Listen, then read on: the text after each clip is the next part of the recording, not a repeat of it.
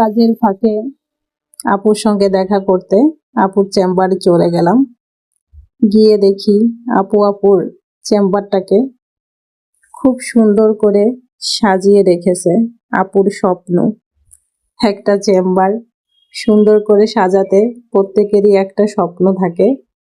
তো আপুও সেই স্বপ্ন থেকে নিজের চেম্বারটাকে একদম নিজের মতো করে সাজিয়ে রেখেছে। তো আমি একটু দেখছিলাম, এখানে মিনি বুক সেলফ রাখা ছিল আর একটা বই ছিল।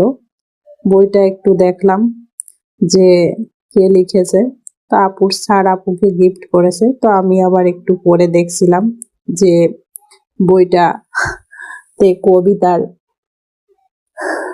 ভাষাগুলো কিভাবে প্রকাশ করেছে সেটাই দেখার জন্য। তারপরে এই যে দাঁড়িয়ে দাঁড়িয়ে পড়ছিলাম, ভাবলাম একটু বসে রিল্যাক্স করি আর একটু পড়ে দেখি কেমন লাগে। তো বইয়ের ভাষা যেভাবে ব্যাখ্যা করেছে আমার কাছে ভালো লেগেছে খুবই। জাস্ট আমি একটা কবিতা দেখছিলাম আর বাকিগুলো একটু চোখ বুলালাম যে কিভাবে লিখেছে। ভালো লেগেছে অবশ্য। এই যে টাটা।